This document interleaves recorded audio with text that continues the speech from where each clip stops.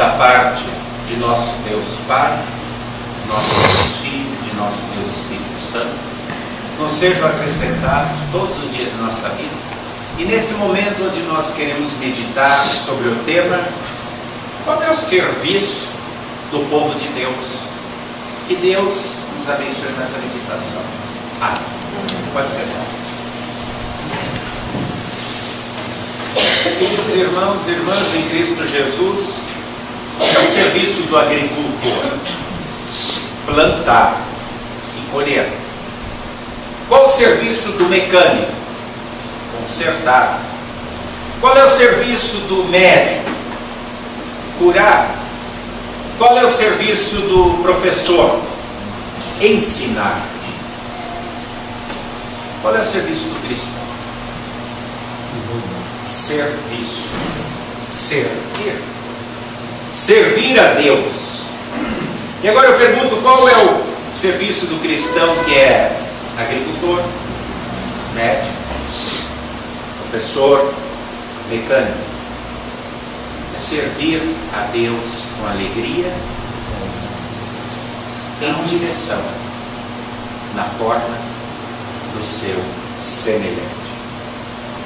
Tomando como base o texto do Evangelho de hoje, que nós acabamos de acompanhar a leitura, e que está escrito em Lucas capítulo 24, versículos 36 a 39, nós vemos que o serviço do cristão é servir a Deus e servir ao próximo.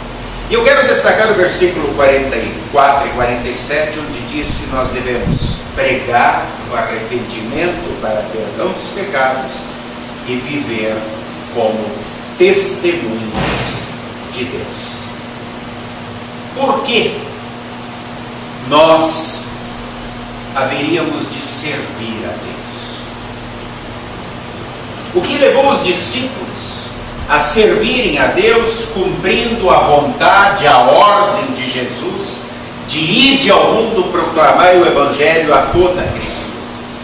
Qual é a força que nos levará em direção aos outros, ou qual a força que levou os discípulos em direção às outras pessoas para lhes apontar o caminho da vida eterna? Só existe uma força. E essa força motivadora, esse motor primeiro, é o amor de Deus por cada um de nós.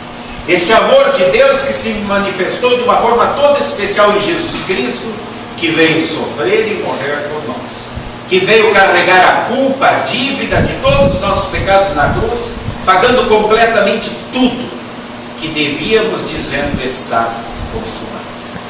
E os textos bíblicos deixam bem claro que todo o plano da salvação planejado foi realizado por Jesus.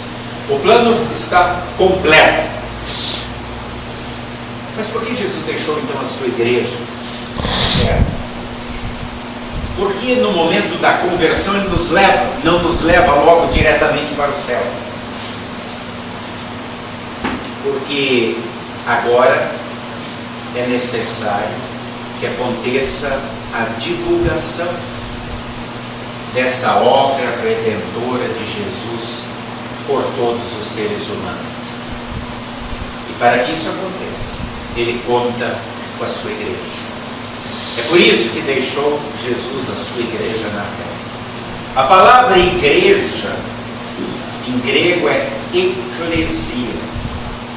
E o termo eclesia significa, no seu original, tirados para fora. Então o que é a igreja? É alguém que Jesus, através do seu amor, resgatou do pecado, pagando toda a dívida do pecado, e tirando para fora do mundo que, contaminado pelo pecado, continua rumando para o inferno. Ele tirou para fora da perspectiva de espiritualidade e eternidade. Continuamos caminhando nesse mundo como peregrinos, só que rumando para um porto seguro que se chama céu. E ele nos tirou para fora para que nós agora entendêssemos essa mensagem do seu amor por nós e pelo mundo. que continua rumando para o inferno, e Ele quer que nós agora nos voltemos para os nossos pares, para aqueles que andam conosco nessa peregrinação, e que possamos também tirá-los para fora das trevas, para a maravilhosa luz de Jesus, anunciando de que a salvação é para todos. Que Jesus morreu pelos pecados de todos, e que Deus ama a todas as pessoas sem exceção. Os discípulos ainda não estavam entendendo direito isso após a morte de Jesus, após a ressurreição de Jesus. Uns ainda não criam que Jesus pudesse de fato ter ressuscitado corpo e alma. Alguns até hoje não creem, mas Jesus está aí. E Jesus aparece a eles atravessando as paredes e diz: eu sou de fato Jesus. E então nos versículos 44 a 46, ele começa a expor toda a escritura do Antigo Testamento, provando que todas aquelas promessas se cumpriam, se realizavam nele. E aí ele diz assim: agora toquem em mim. Vocês ainda estão achando que eu sou um espírito, um fantasma, alguma alucinação, alguma visão? Toquem em mim, aqui. Sintam o buraco dos pregos, nos pés, na mão. Sintam o buraco da mão, sou eu mesmo. E como eles estavam comendo naquele momento, acabamos de acompanhar a leitura aqui do Evangelho, comendo mel e peixe, ele disse: eu também quero comer. E ele comeu e disse: o espírito não come, o espírito não tem físico, sou eu mesmo que estou aqui, eu venci a morte. Ou seja, tudo que vocês aprenderam a respeito de mim e comigo nesses 3 anos é verdade. Eu ressuscitei. E eu sou o amor de Deus para vocês, através da salvação que eu ofereço a vocês. E agora eu espero que, por esse amor, vocês levem essa mensagem da salvação aos outros. Os discípulos agora estavam prontos para iniciar a sua tarefa da evangelização. Não precisavam mais ficar escondidos, ocultos, com medo da morte, porque Jesus havia vencido a morte. Com medo dos inimigos. Jesus havia vencido os maiores inimigos, que é o inferno e o próprio diabo. Medo de quem? Eles agora estavam prontos. E esse serviço não era para uma minoria. Jesus diz que esse serviço da igreja, ir em direção aos outros, é para todas as pessoas. Ele diz: vocês vão começar em Jerusalém, Judéia, Samaria, Galiléia, e ir para todos os confins da terra, também aqui para Itaquá. E que bom que a partir do momento de Pentecostes, quando o Espírito Santo encheu de coragem e ânimo os discípulos, eles saíram, eles foram. E nós estamos aqui. Deus sempre quis salvar a todos. Às vezes as pessoas pensam: não, mas no Antigo Testamento ele era exclusivista do povo dele. Se fosse assim, ele não teria chamado Jonas. Chamou Jonas e disse: Jonas, eu quero que você vá lá para Nínive e pregue o Evangelho. E Jonas se apavorou. Os ninivitas, isso é, os assírios, que era o povo que morava, eles eram conhecidos por sua crueldade. Eles, quando atacavam os povos vizinhos, eles queimavam tudo, eles cortavam as cabeças dos líderes, eles arrastavam esses líderes em cavalo para que todos vissem a sua crueldade. E Deus manda Jonas pregar o Evangelho para eles. Diz: peraí, lá, aquele povo não tem jeito, ali não tem jeito. A ira Deus, por causa do pecado daquele povo, por causa da maldade daquele povo, já tinha chegado ao seu limite. Às vezes eu pergunto se a nossa cota aqui no Brasil já está quase completa também. Tanta zombaria com a palavra de Deus, tanto descaso, tanto pecado. Mas Deus manda Jonas. E Jonas pega um navio e vai na direção oposta. Vai na direção da Espanha, lá para Tarsis. Mas Deus é Deus.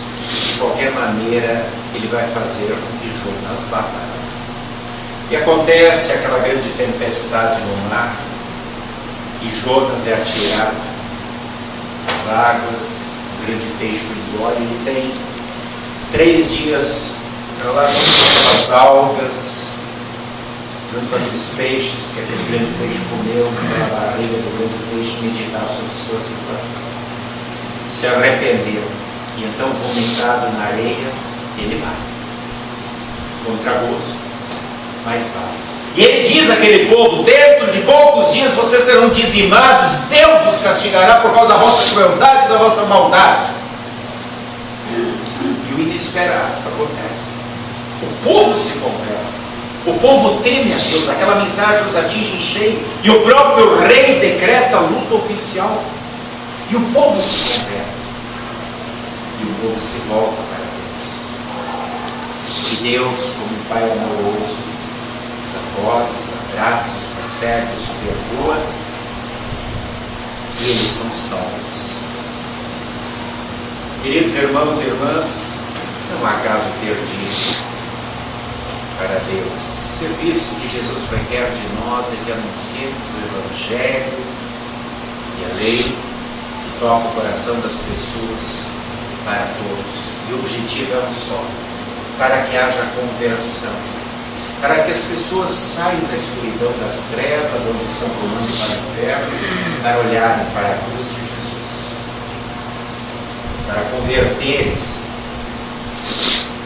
e também receber esse amor que transforma vidas. Mas alguém pode perguntar: mas pastor, esses casos realmente perdidos? Bom, para Jonas, Nínive é um caso perdido. Talvez a gente possa pensar em Zaqueu como um caso perdido. A Bíblia diz que ele era o maioral dos publicanos, quer dizer, era o grande líder de todos os cobradores de impostos.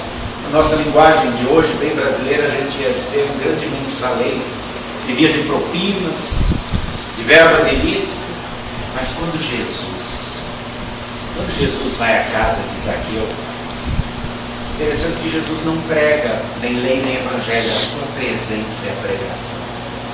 E diante da presença de Jesus, Zaqueu diz: Jesus é a pregação, Jesus é o evangelho. Então Zaqueu diz: olha, de todas as pessoas que eu roubei, eu vou devolver o dinheiro, vou dar o dobro, e para os pobres eu vou dar uma parte da minha fortuna, que mudou a vida daquele caso perdido. Poderíamos pensar em caso perdido na prostituta Rahab, na meretriz, digamos hoje uma garota de programa, ou como alguns gostam de chamar, acompanhante, que é o termo mais luxuoso. Ela vivia da venda do corpo, do sexo, assim como muitos hoje em dia fazem. Caso perdido, diríamos. Mas ela recebe os enviados do povo de Deus na sua casa. E qual o melhor disfarce para estar no meio de uma cidade fortificada, para os espiões estarem ali sem serem identificados, do que num prostíbulo. Isso chegou aos ouvidos do rei. Quando ele mandou matar e achar os espiões, ela os acolheu, ela os escondeu, e ela caiu em si diante da presença dos emissários de Deus, da sua situação. E ela é convertida. E ela muda de vida, e ela diz: eu reconheço que o Deus de vocês é o Deus verdadeiro, que faz maravilhas, que muda, que transforma, que salvou vocês do Egito, e Ele pode me salvar a mim também. Lembrem de mim, lembrem da minha família. E ela se coloca aos pés de Deus com sua humildade. E essa prostituta entra para a família de Deus. Dela vai nascer lá na frente Davi. Dela vai nascer lá na frente Jesus. Jesus faz acepção de pessoas. Pastor, mas e aquele ladrão, aquele assassino? Pois é, lá no último momento na cruz, Jesus diz: hoje tu vai estar comigo no paraíso. Caso perdido, talvez aquela mulher que sofria de hemorragia há 12 anos, que diz o texto bíblico que gastara todo o seu dinheiro com os melhores médicos da época, pensasse que ela era um caso perdido. Mas quando diz o texto que ela ouve falar de Jesus, ela diz: não, ali está a minha salvação. E ela não quer nem incomodar o mestre, só quer encostar na roupa dele. E ela é curada, porque ela sabe que ali está alguém que pode transformar o seu corpo e a sua alma. Caso perdido, talvez fosse Saulo, aquele perseguidor de cristãos, aquele assassino de cristãos. Mas Deus o derruba do cavalo e transforma a sua vida no maior missionário de todos os tempos. Caso perdido, talvez fosse aquela adúltera que foi pega em pleno adultério e que talvez tenha sido arrastado pelos fariseus, pelos doutores da lei, até sem as roupas, só enrolado no lençol diante de Jesus para ser apedrejada. E Jesus, calmamente escrevendo com o dedo no chão, apenas olha e diz para os grandes líderes que apontavam o dedo e condenavam, porque eles estavam na igreja todo dia, lendo a Bíblia, conheciam tudo de cor. Ele diz: quem de vocês não tiver nenhum pecado, atire a primeira pedra. E diante da consciência é difícil você mentir. Pode mentir para os outros, mas para a sua consciência. E cada um foi largando a pedra, começando pelos mais velhos, e de repente estava Jesus e a mulher. E Jesus a acolhe e diz: não te condeno, não. Mas não peques mais, vamos mudar de vida daqui para frente. Vamos seguir numa outra direção. Caso perdido. Talvez fosse o carcereiro de Filipos que, quando sentiu aquele tremor de terra e viu as celas abertas, achando que todos os presos tinham fugido, pegou a espada para se suicidar, e Paulo disse: calma, calma, estamos todos aqui. E ele: o que eu preciso fazer para ser salvo? E Paulo lhe mostra uma salvação que vai além dessa vida, uma salvação eterna. E naquela mesma noite, ele é batizado, sua esposa é batizada, todas as suas crianças são batizadas, a família inteira é convertida. Queridos irmãos e irmãs, em que situação Deus encontrou a mim e a ti? Esses casos perdidos? Ou talvez em alguma situação idêntica? Mas Ele olhou bem no fundo dos nossos olhos, continue olhando e dizendo: eu amo você, eu quero você no meu céu, eu morri por ti. Vamos limpar esses pecados que passaram todos. Pega na minha mão e vamos juntos daqui para frente.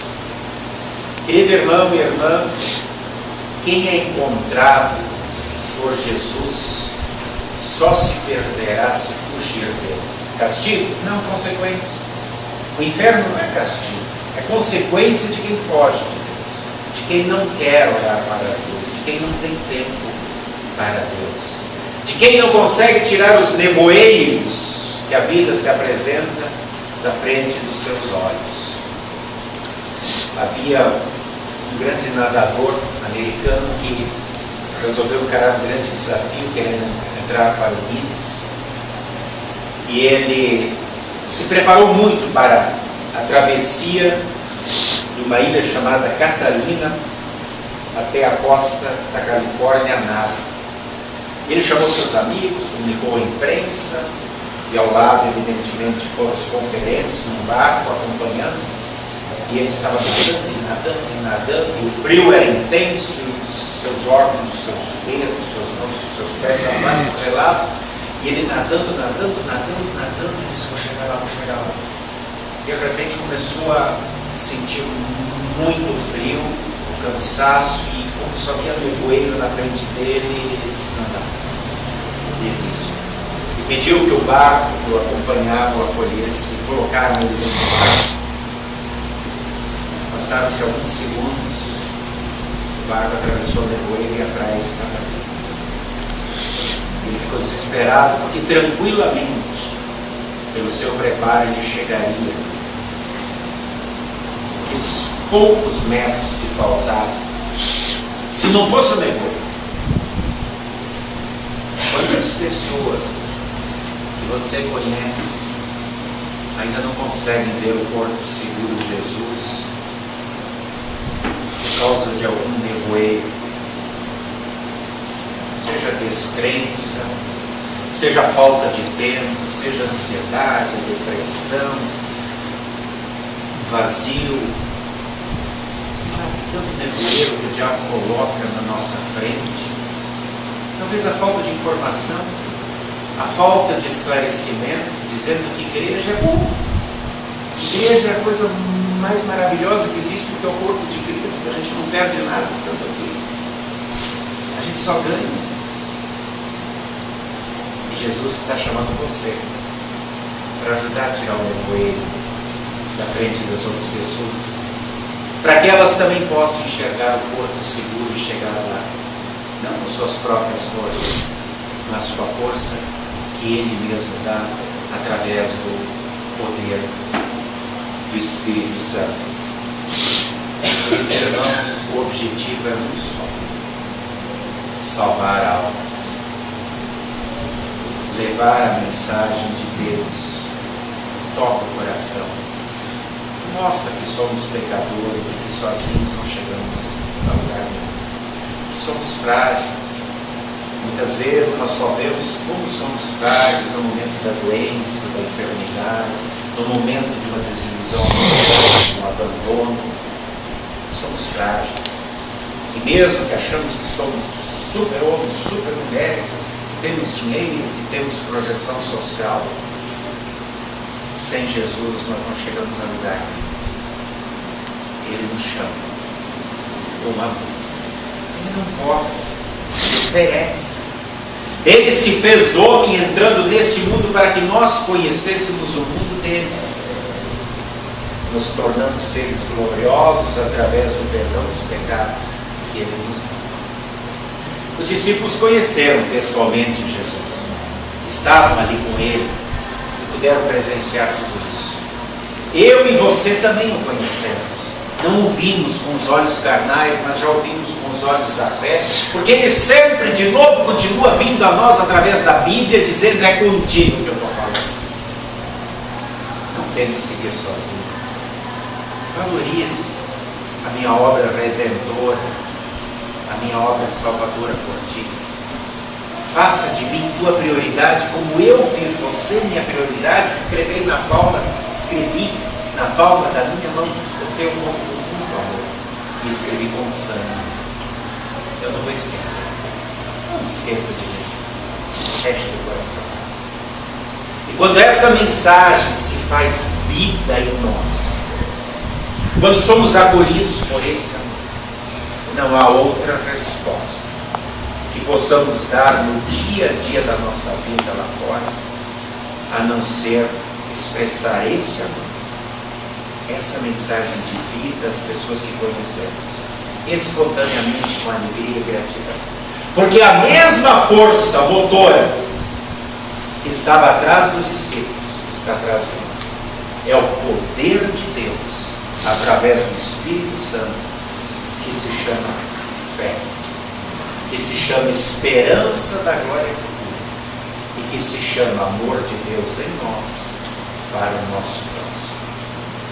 Continuemos tirando os nevoeiros da frente de tanta gente que ainda está se perdendo. Esse é o serviço do povo de Deus. É o meu serviço, é o teu serviço. Façamos com alegria e gratidão no coração. Amém.